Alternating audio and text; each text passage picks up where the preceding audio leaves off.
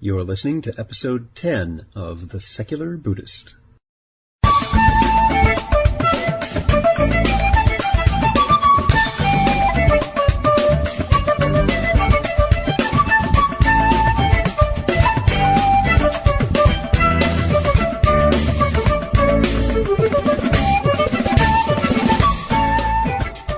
Hi everyone.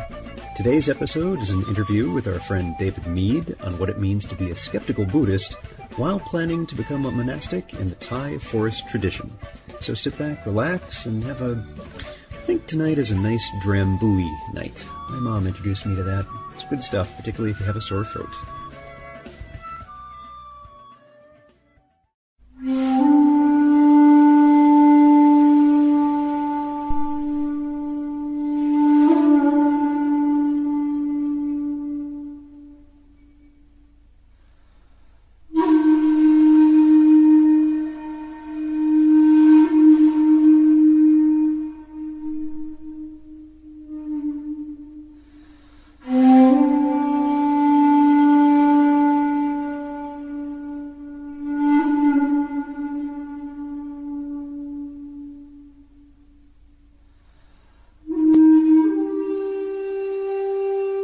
In today's world, as it was 2,500 years ago in the time of Buddha, there is an interdependence between monastics and the lay community.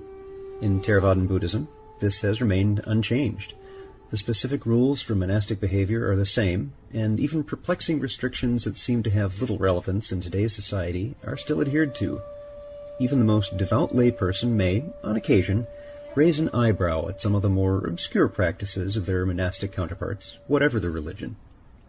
One can imagine, then, at how challenged the modern secular person is by religious life, or, as we say in Buddhist circles, the homeless life. Facing that challenge head-on is skeptical Buddhist David Mead. David is well known to online secular and skeptical Buddhist communities on Facebook, and is a frequent commenter on Bhante Sujato's blog. Raised in Utah to agnostic parents, David got his Bachelor of Arts in History from Westminster College in 2003 and an MA ABT in Comparative Religion from Western Michigan University in 2008. He has, despite an abiding skepticism of mystical claims in all religious practices, decided to ordain as a monk in the Thai forest tradition later this year. David and I had a chance to talk about his journey, how he chose this path, and just how becoming a skeptical monastic works.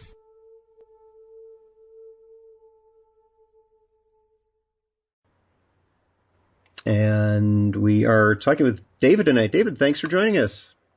Oh, thanks for having me, man.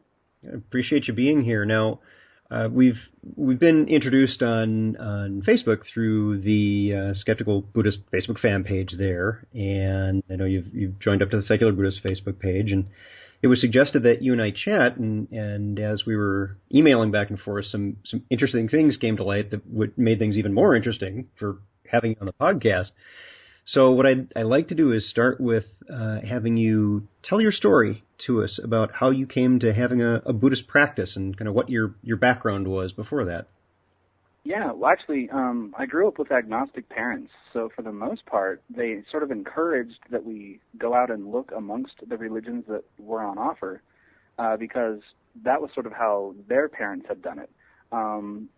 My dad had a brother and a sister, and my mom had two brothers, and they had all each chosen sort of their own religion. There was Mormonism on one side, there was Catholic on another, and both my parents, though, ended up staying agnostic and really sort of encouraged a persistent questioning attitude growing up. But, of course, I grew up in Utah, so everyone around me was Mormon, and Yeah. that meant that I was really conscious of not having a religion. And so from a very early age, I was always reading religious books, and I recall distinctly when I was 15, I asked for my birthday. There was this published collection of all the religious texts from across, the whatever. So there was the Jewish book, we had the Christian book, we had the Muslim book. It was all great, and in that was a Dhammapada from the from the Theravadan canon, and it was sort of poetic, and it felt a little bit exotic to me at that age, and so that was sort of the beginning of my off and on interest in it. It's always sort of been in the background, and I was trying out sort of all these other religions, and Buddhism is the one that really sort of stuck with me as being something that was sort of immediately useful, not just thoughts and a way to sort of address questions of life after death and that kind of a thing, but it was more immediately practicable with meditation and calmness and that sort of a thing. And of course, going through junior high and then high school, it proved itself to be very useful. And so it was sort of really attractive on that level. And I didn't get much into the theory until, late in college and in grad school. Yeah. So for a long time it was... You were introduced to it fairly early then, it sounds like. Oh, very much so. But it was alongside all the other religions, so I've always had a really strong sense of the context that there's one religion and then there's another, and we have a couple that are still around in the world today, but so many more have died out. And so I sort of took it all with a grain of salt. But at least Buddhism had a sort of practical component that I didn't really find in any other place. Mm-hmm. Mm-hmm. So you when did you first start a meditative practice? Did you go into it once and the water was cold, yeah. so you withdrew for a while, or? There's a Zen group here in Salt Lake called the Kenzion Zen Center, and it was not so much that I went to a bunch of retreats or saw a Roshi a lot. I sort of just got a couple basic introductory lessons, sort of just by hearing them and reading various books. And for most of my practice, it's been pretty solitary. And because of that, I haven't ever really had any sort of charismatic personality that convinced me that there was, one particular school of Buddhism was perhaps more accurate or anything like that. And I think it was I'm going to forget, but I think it was around towards the very end of my college years, so that would have been like 1998 or so, when the Dalai Lama visited. And when he visited here, I was able, luckily, to go see him give 2 talks at this amphitheater where he was, and it was really impressive to have him talk. And there were 2 phases to it. The first was he sort of gave a general talk about morality, and it was very uplifting for everybody. And the second day was sort of a really dry examination of the Four Noble Truths. And I was still interested when everyone around me was quite bored, the second hour. And so I found at that time that I actually had a sort of passion for it that other people didn't share, and it was only then that I sort of noticed it. So I can't really say where it came from. I just noticed it was there, sort of fully formed. So the Four Noble Truths, and this has happened, I suspect, with a few people listening to the podcast, that where others would kind of zone out a bit at what some may see as a deeper philosophical side, you kind of kept perked up with that. When I first came to Buddhism, it was still really, at least my exposure to it was still really wrapped up in a lot of New Age type of discourse, and none of I have to say that I completely I don't respect the New Age ideas. I find them to be really fluffy and useless. And so when Buddhism was sort of wrapped up in that, I found myself very much pulling away from it. And it's in the process of trying to find a sort of Buddhist practice that was not wrapped up in that sort of ridiculousness that's led me through, over the course of years. I mean, there was the Zen thing to start, which at first was really exciting because it was very anti-intellectual, very anti-textual, and very anti-religious in its own way. But the more I got into Zen, the more I realized it was actually very highly ritualistic. There were a lot of little things that really were taken up from the Japanese culture. Then I went into the Tibetan Buddhism, and it was actually very much later that I sort of discovered that Theravadan Buddhism was still a vibrant force. My exposure had been wholly Mahayana up until probably within the last 6 years, and so it's something that I've just sort of been in continuous pursuit of the slimmest Buddhism I can find. Mm-hmm. So is it the appeal, because what you're mentioning is a conversation I was just having last night, that a lot of people who are Western Buddhists who don't come to it from a cultural background. We're not Sri Lankan or from some other culture. Right. We're not in a group where it's part of our heritage. We're coming to it from outside.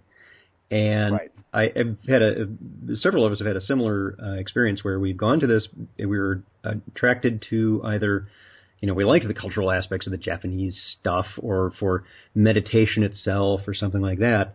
and as our practice deepened, we felt, and I wanted to ask you if you were feeling the same way, that maybe some of the scholarship, the learning part of the practice was not as prevalent in the more mysticism, New Agey kind of Buddhism you first were exposed to. Yeah, I found myself, so the first book that was really informative for me and that was really sort of my cup of tea was, and I can't remember anything about the citations, you'll have to forgive me, but it was a book written by a Tibetan monk who wrote a very dense philosophical treatise on what emptiness was in Mahayana. And I found myself really drawn to that sort of, later, I'll describe it now as Abhidhammic, but, at the time it was just, oh, this is awesome, because I've always loved philosophy and that sort of a thing. But up until then, I sort of thought that philosophy was anti-Buddhism, or that philosophy and Buddhism were sort of at odds. Mm-hmm. I was to think too hard, and that was from, the Zen path that I had. But here was then a way that the sort of research and textual analysis and just sort of scholarly rigor was present as far as I could tell in the Tibetan tradition. And that really drew me. And actually, it was simply, I ended up turning that into a Theravadan interest in grad school because it was even more so focused on the texts and all that sort of a thing. For example, the art in Mahayana and Zen is very unique, but in Theravadan Buddhism, my first exposure to the art was, it was there was a palm leaf that someone in Sri Lanka they had paid to have really nice calligraphy done, and they'd written out a sutra, and I really liked the idea of the text itself being art, and it was just sort of attractive on a visceral level. I'm sort of a book lover, so that worked really well. Yeah, I understand that completely, and there was a one of the magazines, and I don't recall if it was Tricycle or one of the others in the past couple of years, had an issue, and some of they'd had some beautiful illumination that had been done on Bodhi leaf trees from Ficus religiosa. And just the gorgeous art of it is something that we sometimes, as people who are less religiously inclined, may cut ourselves off a little bit from some of the beauty of the aspects that, they're part of the religion, and we kind of push away from that, but we're also throwing out some very valuable and wonderful things. They're incredibly uplifting. Well, I prefer having the art sort of less, because most of the art was a Buddha statue. That's sort of very central when people think of what Buddhist art would be. They think of some reclining Buddha. And it was very, I loved finding out that the earliest form of Buddhist art, they actually didn't like Buddhist images at all. What they preferred was an image of a footprint. And that was sort of, the trace is there, but the personage is gone. And I thought that was a really appropriate use of art in the Buddhist context, because it was talking about, the going beyond that the Buddha had done. And then the art otherwise was sort of just, like you say, illuminating the Dhamma aspects, and not so much going into a strange set of bells and statues and incense and such. Mm-hmm. Yes, exactly. And what I've found is a similar kind of thing, is that we can appreciate the scholarship of it. That doesn't preclude us from enjoying the art and the beauty of it as well. No, absolutely not. It can be really useful and calming, and it really kind of can set a mood and really put you in a good mind space. Yes. But I find myself I would see people with Buddhist art all over. I live in here in Salt Lake City, what's called the Avenues, which is sort of a beatnik sort of realm, and people would have all manner of Buddhist things hanging up or out on their lawn or in their house, but I didn't really notice any discernible difference in their behavior. They felt just like regular people, and I found myself a little bit confused about that disconnect, and that was also something that drove me away from those sorts of extravagant displays and toward more of a textual focus. And of course, when I was in grad school, it was definitely, it was all part and parcel of that whole process of going to school and being in college, and having just one more text to study was really satisfying. Yeah. Now, what have you found in your studies of the Pali Canon? What have you found that you most gravitate to? What do you like best? Your top favorite suttas or things like that. Well, no, as far as what I like best, I like the fact that it's relatively clear. First of all, the Abhidhamma I really don't like. I consider it a little bit like it's a little dry. The Bible of that time, where everyone was writing their thoughts about it, but ultimately access to the original text didn't seem to be high on anyone's mind. It was, this commentator is great, or that particular teacher is great. And I thought, yeah, but isn't sort of the Buddha, I mean, didn't he sort of do it all, or did it, I mean, everyone says that what he thought was complete, and yet somehow nobody thinks that it's sufficient. It was very confusing to me. As far as what I prefer in the text, I really enjoy, so for example, the Anapanasati Sutta is one of the ones that, I mean, for a long time, I understood a lot about Buddhism. I could recite the Four Noble Truths. I could sort of just go through all this stuff. But then somebody would say, oh, well, how do I meditate? And I found myself at a complete loss for words. I could not describe how, you know, I couldn't get it out. Anyway, so a lot of the Pali Suttas, the Anapanasati Sutta in the Majjhima Nikaya is one, but most of the Samyutta Nikaya is full of ways to describe really subtle things in the mind. Mm-hmm. And anyway, that just really helps me. I find myself very much drawn to the ability of the Buddha, or, you know, the redactors, to describe really subtle states. And the fact that it's 2,500 years old gave it that sort of sense of mummy dust mystery and Indiana Jones in a way. Yes. You know, and so it played to both of those things, and I really just sort of have never stopped really enjoying that. Now, the way you had just described this, whether it was the Buddha or the redactors of it, you're touching on a subject that's near and dear to my heart, is the idea, and maybe I can ask you to expound on this a little bit, that we're not, as people who study the philosophical aspects in the Pali Canon, we're not as attached to the literal word of what's written down, and don't necessarily have to have it as, well, these are the words of the Buddha. Well, not necessarily. Right. Something that was formed after. Tell us more about that. Mm-hmm. Well, so it's interesting. The first thing is that there's like this fundamental rift between lay Mahayanists and lay Theravadins in the sense that Mahayanists have a bunch of claims that aren't in the Pali Canon. And I really, so first of all, appreciated the fact that we could see the original teaching, and it was complete. There was no need for recourse to strange bodhisattva realms and all that manner of silliness in order to attain, you know, what the Buddha said was possible to attain. But even within Theravada, there are, I found, a great number of people who really do consider it to be sort of the inerrant word of the Buddha directly as we have it.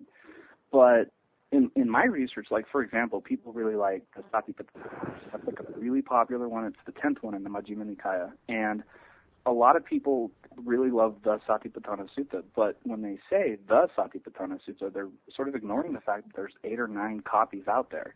Right. And right. I was really, I mean, they can't all be, I mean, it's simply the fact that since there are words different here and there, it's simply a fact that it didn't come from, I mean, it may share a document as an origin, but the ones that we have now are definitely not perfect records historically, or they're not transcripts of the Buddha's life and times. And I really like the fact that for the most part, claims like most of the Digha Nikaya, for example, is full of mythical things that everyone just sort of takes with a grain of salt, whereas any other religion that, or even Mahayana versions of Buddhism would have a text like that, or something like the Lotus Sutra, or any number of things that describe all these Deva realms. And, oh, no, that's the case. That's just how it is. You know, and your resistance to it is an example of pride or some weird... Right. Yeah, it's on you if you don't accept that the Buddha was a talking bunny once upon a time. Right, and that's obviously ridiculous. And for anyone to say otherwise, they are simply... I don't know what it is that makes people really think that the worth of the suttas can only be the case if it is the word of the Buddha. I find it good advice no matter who wrote it. Exactly.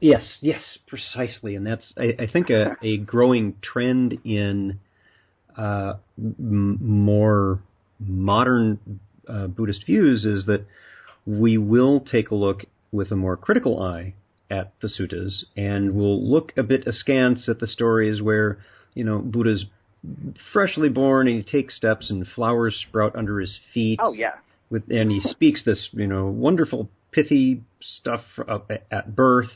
and yet has like a normal childhood where he's sheltered from. It's just things like that don't quite make sense. Yeah, a white elephant offered a lotus flower to his mother and then jumped in her side, and that's how the Buddha was sort of. I mean, it's very, very sort of not specifically Christian, but it's got a whole mythos behind it that's really not part of the teaching Dhamma, itself, as far as I can tell. Right, yeah. and I would say that in one of the things I do like is we're talking about art and the beauty and the feel of it is these are wonderful stories. They still help communicate that and generate some interest. And yes, we do find that the truth in an evangelical sense of, but this is literal word for word of the Buddha and an elephant really jumped in her side, is I think people missing the boat on what's the message here? What's the metaphor? What is the meaning? That, to me, is far more fascinating than taking it as literal truth. No, and I don't know about the perhaps predilection of humanity to sort of just choose to have a very flowery tale as opposed to a dry sort of just fact-based recording of here are some things that are the case, and if you do X and Y, you'll end up feeling better than if you didn't. I find that to be completely sufficient. I guess part of growing up in the States or just in the West in general is not necessarily having a sense that those sorts of mythical stories are necessary, really. I mean, they're awesome and they're fantastic and they're powerful. And one of the early people that I really enjoyed reading their books was Joseph Campbell. Power of Myth. Yes, exactly. On myth and that kind of a thing. I was going to bring that up. Very fantastic, But at the same time, it's not. I mean, the Dhamma is completely separate from that whole mythic cycle, and I find myself. It's a strange thing where you'll have. I mean, the suttas have been preserved for this long, and it's fantastic, and yet they haven't really been read, or at least it doesn't seem like that was a popular thing to do for Buddhists worldwide, at least until very recently even. Yeah, if you were outside of a monastic setting, you may not have had that exposure. I know culturally you may have grown up, say, in Sri Lanka, you grow up knowing the Karaniya Metta Kusalena Yantam Santam. You know the whole Metta Sutta, and you say that by heart, but you don't really know necessarily what it says. No, and in fact, I mean, a lot of what struck me, because I ended up with a degree in comparative religion, and a lot of what strikes me about early Buddhism is it very much resembles early Catholicism. You have a foreign language that's sort of recited and chanted, and whereas in it was Pali in Sri Lanka, or you had Latin in Europe, and you also had the same sort of thing with, in Europe there was the selling of indulgences, and then there was this whole deal with, well, the best way to make merit is to donate ridiculous gold statues and all manner of silliness to us, the monks. And so the whole thing struck me as sort of having made the same mistakes, and I'm not sure why, but it was nevertheless really distasteful to see that. I think that's a common trait, because it's interesting you brought up Catholic indulgences, because I had almost, in the interview I'd done a couple of episodes ago with Brooks Peterson, he'd brought up, we were chatting briefly about karma, and he had mentioned the baristas have this little bowl out, good karma. If you give the money, you're buying it. You're buying merit, and of course, which the texts themselves say that merit's not a transferable thing. That's not. No, what and to tell somebody that the best they can hope for is to get a good rebirth, right, is to once again, just like in any other religion I can think of off the top of my head, it's to ignore anything useful now in order that when you die, things work out well. And that is such a ridiculous supposition. And a metaphysical assumption that, I mean, I can understand how once upon a time that's a little bit all we had, but we definitely, like factually, we have better methods. And these days I find myself thinking that, I mean, the Dalai Lama has said that when science contradicts anything that's written down in the Buddhist religion, well, really science should take precedence. Yes. And I think that that's something that a lot of people are starting to really agree with.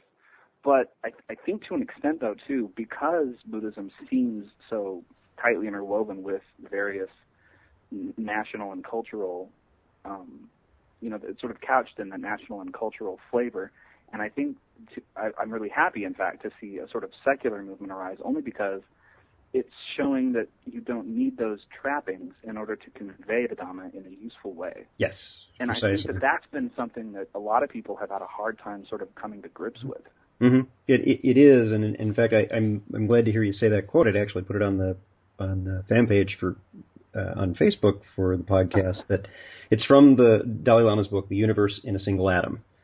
And I was going through that book a few weeks ago and just highlighting passages, and I ran across that one. I of course heard it before, and put it on the Facebook page, and yet in reading that book, although the Dalai Lama makes some very, very good corollaries and understandings and communications about science and what it is, he also makes some presumptions and correlations that are not a part of science, and that clearly come from what his training and his education is as a Mahayana Buddhist. And it is in support of that whole religious framework that many of us in the West are rejecting a little bit more these days. Yeah, and I don't think that, it seems that there's a sense that if you have the ability to, parse out, so for example, Sam Harris has said that, Buddhist meditation is really a fantastic sort of thing because it's come up to us from so long ago, but we don't talk about Christian astronomy. We don't talk about Muslim math. And so, too, with Buddhist meditation, it's a little bit ridiculous to have the Buddhist moniker at the front of it because ultimately it is, there are some studies out and, the brain is being affected. But that isn't something that's necessarily Buddhist. It may simply, it's worthy of investigation apart from its religious preference. It's naturally a part of this. It's funny that you bring up Sam Harris. I think you and I read and look at a lot of the same spots because that article, Killing the Buddha, is one. I think I've linked it on almost every page for every episode of the podcast so far. And it's fantastic. He's such an erudite speaker, and he's rational, and he is sort of a fan of pursuing and investigating Buddhist meditation in a way that Richard Dawkins and Christopher Hitchens and those folks are not. And so in that respect, I find myself giving Sam Harris an A+, whereas those other guys, they just get an A. Yeah, yes, agreed. And Sam is hopefully someone that I'll be able to get on the podcast because I know that he is speaking along with a few of many of my other science favorites in October at a secular conference, a secular humanist conference. And and fantastic. I can only do nothing but give support and tell everyone to actually pursue it and consume the information there presented. So let's take a turn on our conversation path. Is that you've been fairly active in the skeptical Buddhist community that we have online, and when we first chatted about, hey, I'd really like to interview you for the podcast, you first won me over even more by first quoting Darth Vader in that email. Yeah. And second by saying, well, actually, I'm going to become a monastic. So right. I'd like to, first, where is your going for your monastic training? Actually, what I'm going to do is fly to Australia, and there's a place there called Santee Forest Monastery, which is in the Thai forest tradition. The head monk there is Bhante Sujato, and he learned under Ajahn Brahm, who maybe a lot of people may know about. Yep, Ajahn Brahm has a regular podcast, for those of you who don't know, that I certainly subscribe to, and I love Ajahn Brahm because he's, aside from the fact that he's funny, and he tells jokes, and he approaches things very well, some of his books on jhana meditation are very rational and extremely helpful, and I will, of course, be linking these on the webpage for this episode, but I can't stress strongly enough that the Ajahn Brahm book that I'll be posting on here, really get that one. It's awesome. So you're going to Santee Forest Monastery. Mm-hmm. And part of now the reason I'm doing that is because I originally got my master's degree thinking I was going to be a professor, and I got to that decision because I was sort of trying to put myself in the future and decide what it is I wanted to do with the rest of my days. When you grow up. And I kept pairing off all the stuff. Well, I really don't want to buy a bunch of cars. I really don't want to travel a lot. And I kept slimming it down. And eventually it was, I can hang out in, a college or university somewhere and just teach all day. That's awesome. And actually, there's a quote by Max Weber, who's a big name in comparative religion, and he said that the modern sort of collegiate and university atmosphere was a little bit like the modern monastic movement, where instead of religious ideas, it was sort of, science, social science, and humanities. That was the information getting touted, and professors were sort of like modern monks. And that was a really attractive image to me. But in continuing to pursue and trim out the things that I didn't want, I found myself, anytime you're in a university setting as a professor, you're doing two things to greater or lesser degrees. One is teaching and one is research. And the research I wanted to do, as I kept reading the Pali Canon and kept getting really involved in Buddhist practice, I found myself less and less sort of willing to maintain academic objectivity. I actually found myself with really strong views about, no, this is actually what's going on. I think that you say is incorrect. Uh-huh. And it sort of wasn't really going to be amenable in an academic setting. It could have been, and certainly objectivity as a sort of university rule is a little bit being challenged these days. But nevertheless, it was just a matter of me finding out, just what it would take to make me happy. And it turns out not very much. And so on that note, I started looking into monastic sort of lifestyles. And I've been looking at monastic sort of choices for a really long time because it's always felt really attractive to me. But I could never find an ideology that I could really get behind until I found Theravada, but even more specifically the forest tradition, which even more so than the whole of Theravada was very interested in culling out all the extra stuff, all the dross, and really just being left with the really basic Dhamma Vinaya that was sort of as original as we can get. And I really want to be part of crafting that in a language that's accessible, for a group of people, and an alternative from the very popular Zen and Tibetan versions in America. Mm-hmm. So, and understanding totally the appeal of that, one of the things that has kept some of us from taking that leap that you are taking is so I become a monastic.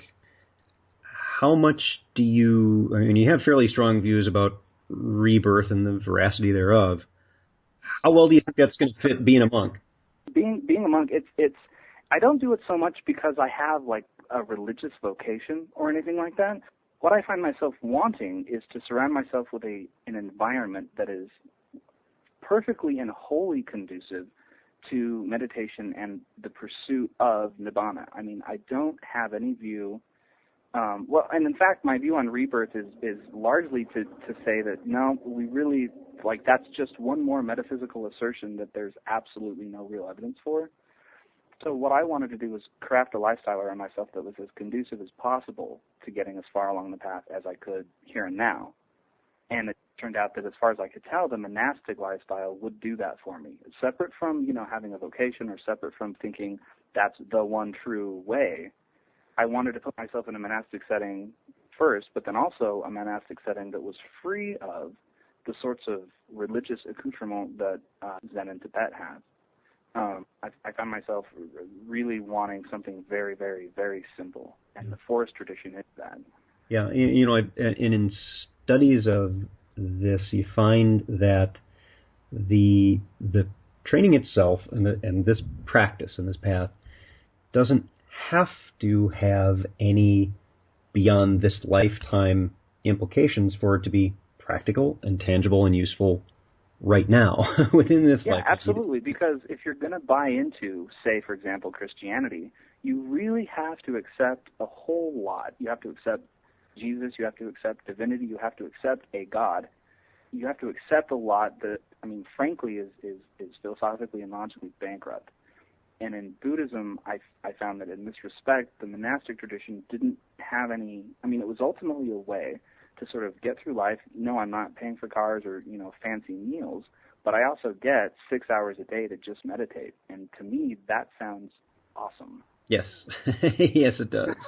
So I guess that's not for everybody, but I sometimes find myself wondering, why isn't this more popular? It just seems so cool. Yeah, in chatting with some folks that I know from traditions not in the one I'm practicing now in classic Theravada kind of meditation, we'll talk about going on retreats or their experiences with a 1 or 2 day retreat. And, I said, oh, really, these 9, 10 day ones are as long as I've gone to just for, managing work and things like that.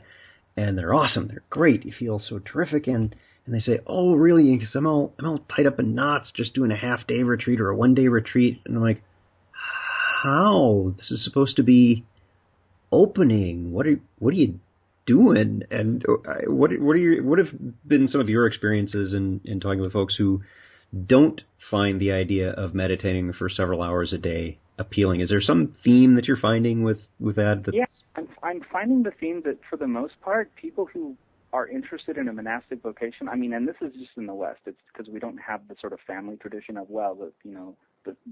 a son will be a monk just because that's in the culture. Here it seems like most people who want to be monks, as far as I have heard, is that they themselves have had some sort of really, not necessarily, really horrible, but they've all had some level of suffering that's deeper or more long-lasting than generally. I find most people that don't want to be monks or that find that completely just confusing as a pursuit generally don't have a sense of any sort of suffering like that in their life. There's suffering here and there, and of course, dukkha, there's a broad spectrum of just various things, yes. everywhere from stubbing your toe to the death of, a loved one. And the whole thing, though, I think my interest in the monastic vocation was definitely strengthened by going through a bunch of really stressful stuff in grad school, and it was sort of that deep and consistent sense of just, man, life is shitty. That was what really motivated it. Not like conviction that there was a truth out there, but it was just sort of a sense that already I knew Buddhism worked. It was helpful, and I could see easily that if I gave it more time, it would be even more useful and efficacious for my happiness. Mm-hmm, mm-hmm. But I don't think people are interested in that if they haven't had a bunch of suffering in their life. And I think actually because the West, generally speaking, has a nice baseline of lifestyle and sort of access to good things, a lot of people aren't interested in the monastic vocation precisely because it's sort of, they don't have that urgency. Yeah, I know there's something of a rock star rep that comes with being a Western monk or a monk from America that goes to an Asian country and is like, you gave up all of that to be a monk. Wow. And you're a rock star, as monks go. Right. Well, I'm a human being, same as any other, subject to suffering. Yeah, it's easy to give it all up, though, when none of it has the sort of draw that it has for other people. So, I was married for just under a year, and she very much loved to just sort of watch movies and take walks on the weekend, through the mall, though, not just through the woods or something like that. Yeah. But, watching movies or, playing golf, getting a cheeseburger and watching the soaps, the whole thing was just, it did not have any sort of attraction to me. And for a really long time, it sort of just like less and less really felt like it was worth going through, hunting for tenure or trying to get a raise or, paying bills and all the rest of it. Because at the end of the day, I'd come home and think, well, all I get to do is that again. I don't really know where it is that I'm supposed to find happiness. I never really found, like a hobby, for example, or anything that really gave me a pervasive sense of, oh yeah, this is worth it. At least until, Buddhism, and then later, the monastic lifestyle is basically a way to meditate as often as possible. That was fantastic. And only because I see meditation as sort of a process rather than what one does. Right. Your job is being happy, helping others be happy. What a fucking job is that? Exactly. And that's ultimately, why I would want to teach would be to do something similar. Anything that I would want to do, it was really, I want to be happy, and then if I'm able to find something that's really happy, I want to let other people who aren't happy know about it.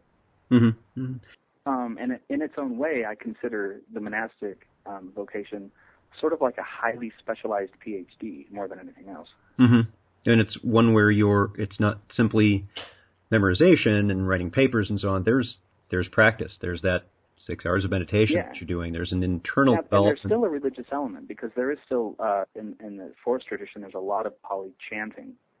But what happens is that it's sort of like, as with a PhD, you don't just chant it. You end up learning Pali because you do want to read the texts in the original as much as we can. Right.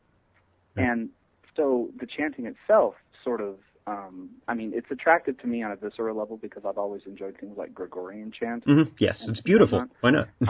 Yeah, and it's fantastic. And so even if it's a nice bit of, I sort of associate the chanting aspect of it with a bit of an Amish lifestyle, where we do it because it's sort of homage to how we have these texts today at all anyway. And so in that respect, it's religious, and I find myself liking that part of the lifestyle the least. But nevertheless, it's still enjoyable on some level for me. Yeah, and one thing that I've found with chanting is there was a kind of a mixture of several different Buddhist groups, and one day, I think it was Buddha's birthday or something, it was a big celebration, and one group chanted, and I'm like, not so much. And then the Pali chanting started, and I hadn't really had much experience with it at that point. And this was, not only was it beautiful just in the sound of the language and the group intonations and all that, but in reading what the translation was, which was new to me at that point, it's like, well, wait a minute, this is like, chanting Pythagorean theorem, and this is like real rubber hits the road stuff. This isn't just, a little bit. It's not praise be on high. There is homage to Buddha and that sort of a thing, but there also then, you chant very basic lists of moral precepts to keep and that sort of a thing, and it's very much, helpful. It's sort of like if your brain is only exposed to Buddhism 24/7, it's a little bit, my view is that, progress is almost inevitable in that environment. And so it's awesome in that respect. And it goes to the art that we were talking about before, where here it is, the words, the Dhamma, the teachings, that is what is art, as opposed to, some other creation. So, David, when are you going to be taken off? That'll be in November, actually. I wanted to wait until after their rains retreat. I didn't want to impose. Right. And so that happened the previous 3 months, October, August, August, September, and October is their rains retreat. And so November 5th is when I'm due to arrive there. Okay. Great. So I think what we'd like to do is, I'd like to check back with you again just before you go, see how you're feeling about things, see how plans have gone, and other things that have come up in your practice. And if we can, and I know you're going there to be a monastic. I still think it would be very interesting to kind of trace things as they go and talk to you more while you're there if we're able to. But for now, we'll count on talking with you again before you head out. No, that'd be great, man. I would look forward to it. That would be terrific. Thank you so much for spending time with us today. I really appreciate it. It's been a terrific conversation. It's been a pleasure. Thank you.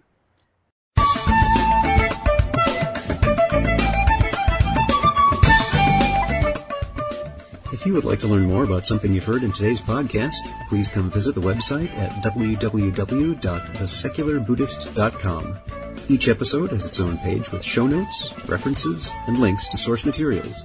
You'll also find resources on Buddhism, critical thinking, secularism, and links to the Secular Buddhist Facebook fan page. The music for The Secular Buddhist is used by permission from John Kaizan Neptune CD, Steps in Time.